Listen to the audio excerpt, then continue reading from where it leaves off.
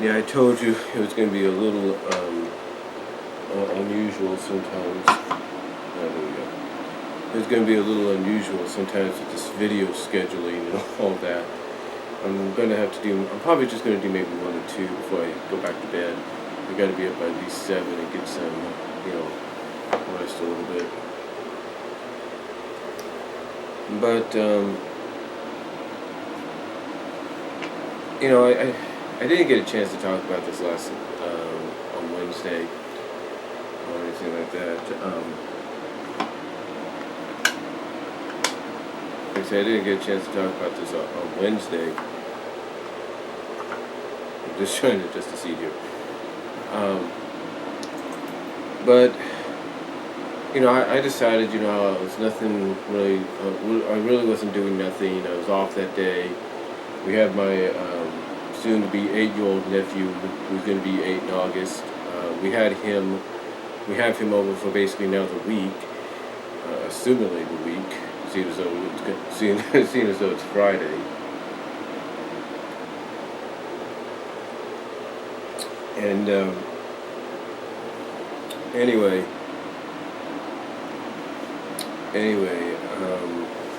like I said, we didn't really have much to do, not much money on hand, if you will, to do anything with. And I decided just to relax, create a new CAW character for my DCWA league. I think I'm the first to do this, no matter what version of WWE 2K you got, whether it's 15 or 14 on the 360 or PS3. Mostly, a lot of people are going towards more of the keeping in tune with 14. But I created. I think as far as I'm concerned, as far as I know, I created the first CAW of Joy from Inside Out. So it's probably not the best one. I'm sure people might do better. It's the first one that I know of that out there that has been created, and you'll see that character in action soon.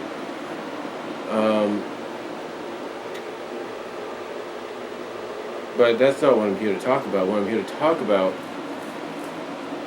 trying to get to the point here, is, like I said, I didn't have much to do. It was warm, hot. It's kind of like it's warm right now. It's like 75, 77 degrees outside, but still humid. I decided just to lay back, watch a little wrestling, watch Impact Wrestling, if you will.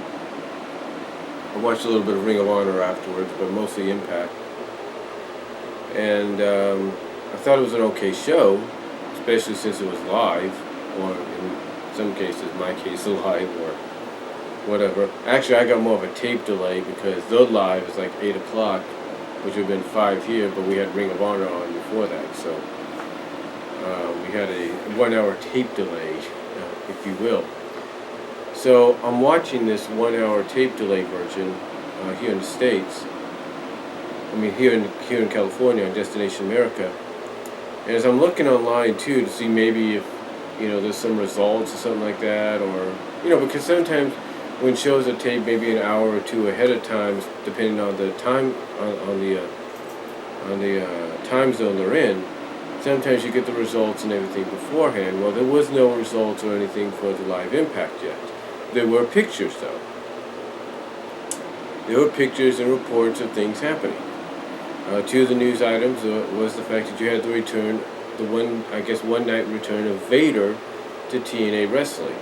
Now, for anybody that may think, well, may come out and say, wait a minute, Vader was never in TNA, was he? Let me remind you of something. Back in 2003, basically in the first year or so of Impact's existence, 2003 and all that, Vader was brought in by Dusty Rhodes. So yeah, that's right, the late, great American Dream, Dusty Rhodes, if you will, brought Vader in to fate in the storyline angle that TNA had. TNA, when they were associated with the NWA, had with Vince Russo and his Sports Entertainment Extreme faction. So anyway, that's when Vader came in. Vader, I think, maybe made 1 or 2 appearances within that 2 week span, not only helping to represent TNA, but represent the NWA in the feud with Sports Entertainment Extreme. So because of that, Vader was brought back in to do this little angle that they got going with Bram, and where Bram is basically calling out past TNA stars to fight him in essentially hardcore matches. Well, not much hardcore matches, but kind of like very lenient matches, almost semi-hardcore. Well, it was after this match ended that we also had the return of Matt Morgan, the Blueprint. So that set up a match basically for Slammiversary this Sunday.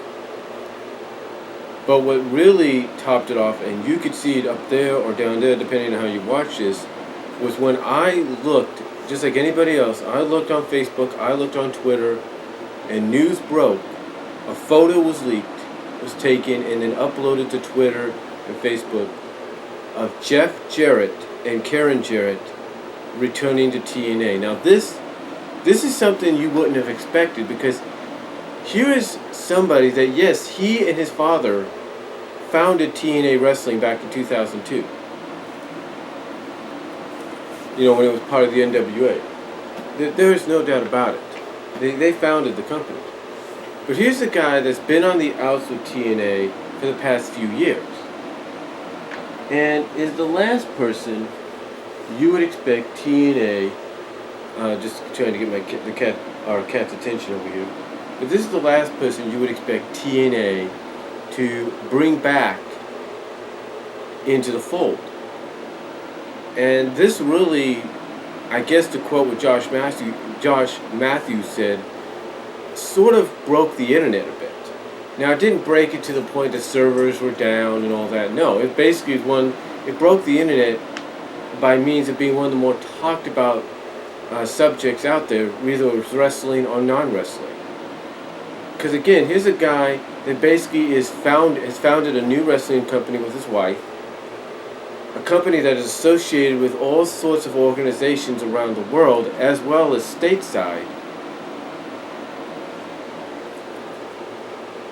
and is basically giving a home to a lot of those guys that never really had a chance and an opportunity to shine.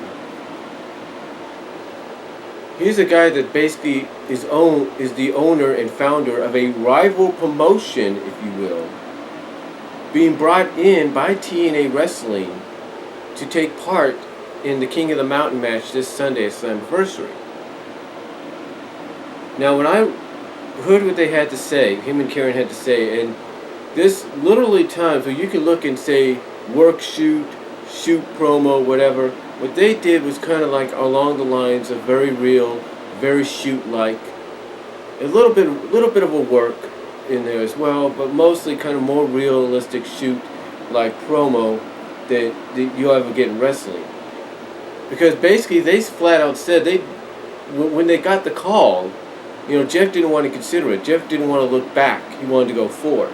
Karen was the same way. She didn't want to look back. They wanted to go forward. But after some thinking about it and I guess a talk with one of their talents and friends, Sanjay Dutt,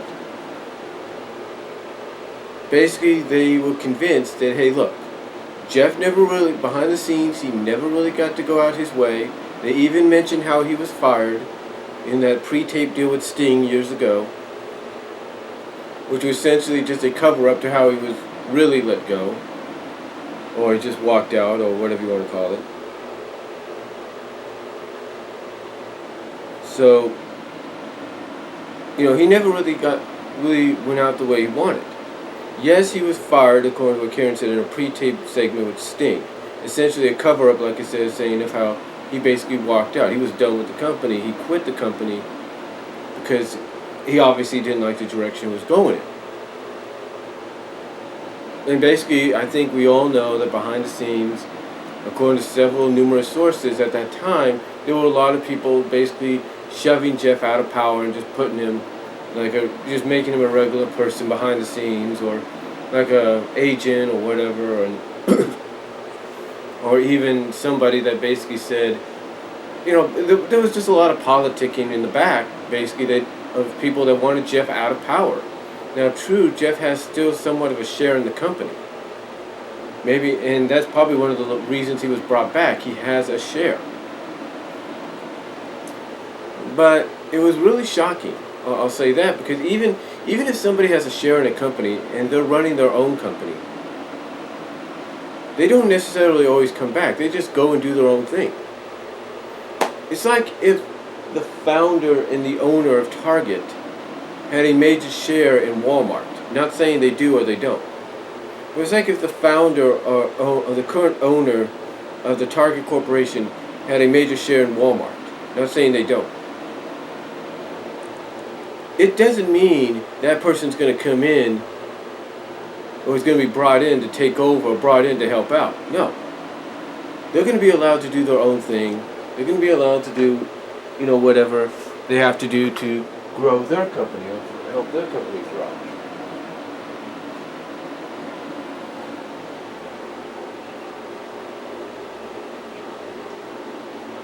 Be right back.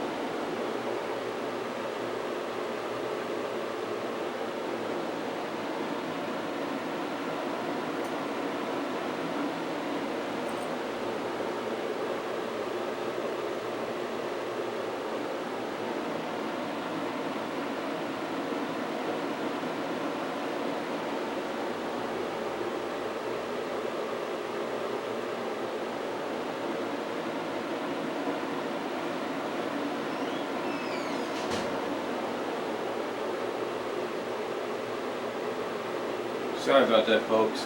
Had to let the cat back in the garage, but anyway, like I was saying, you don't normally see.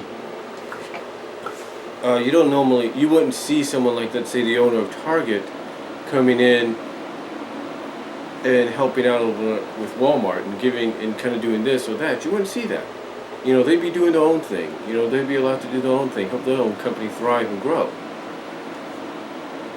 And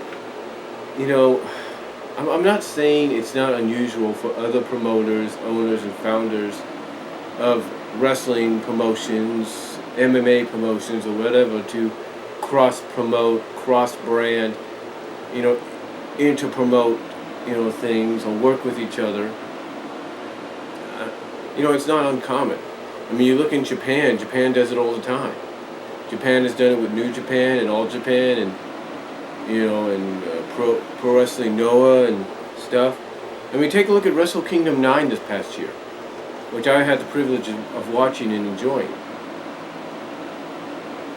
Wrestle Kingdom 9, in a sense, did a cross-promotion between New Japan and Pro Wrestling Noah.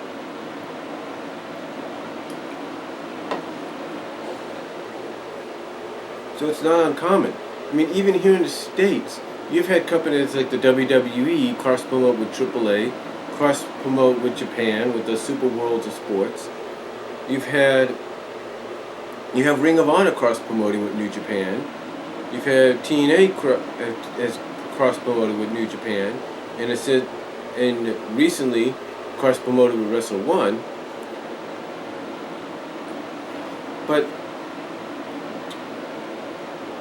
here's the thing, though. Sometimes those news items are revealed well in advance. People know they're coming. Nobody knew this was happening.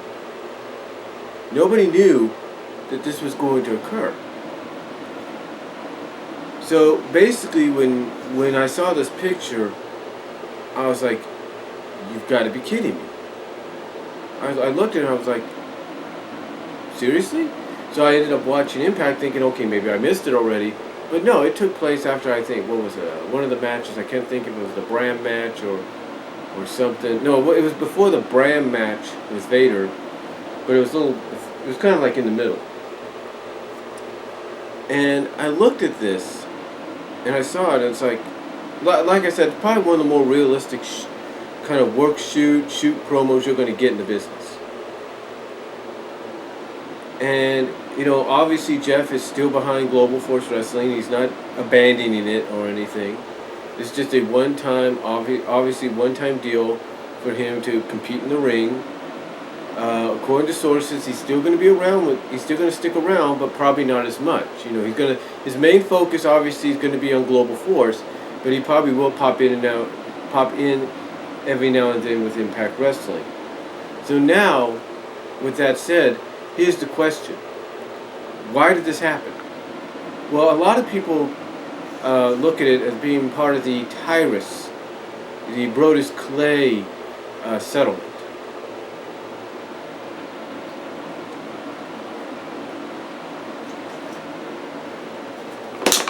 Let me explain. You see, originally Tyrus was going to go under a different name in Global Force Wrestling. And he didn't get that chance.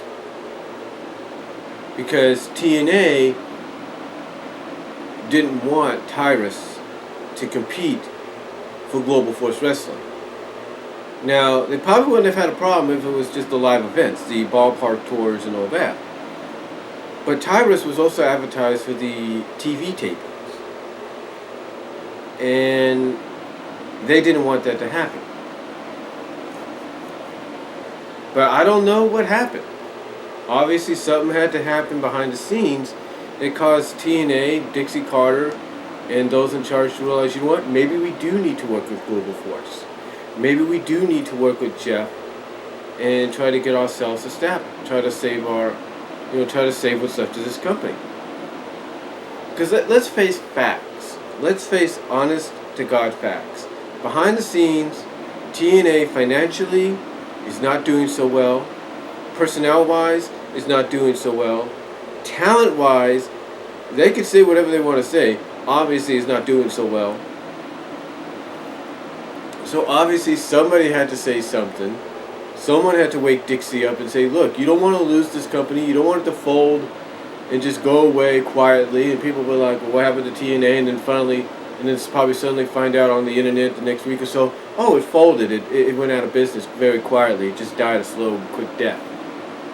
No, obviously somebody must have said something to Dixie to wake up and say, look, this Global Force Wrestling brand is working with other promotions around the world and here in the States.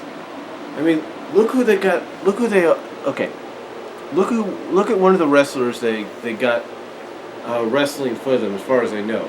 They have Moose, an established TNA, an established Ring of Honor guy. They have the Bullet Club, the Young Bucks. These are all New Japan, all guys that work for New Japan, but on occasions will come over and work for Ring of Honor.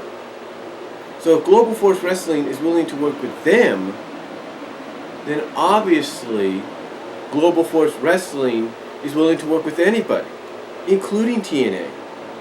Which is, again, I think one of the reasons Jeff was brought in. Wasn't just a Tyrus situation.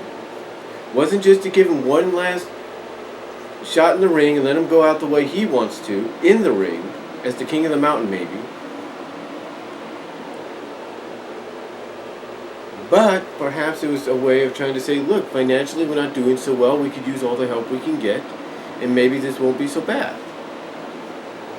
And then there are talks of a merger. Now, what the merger could mean is anything. Now, right now, as far as we know, according to several sources,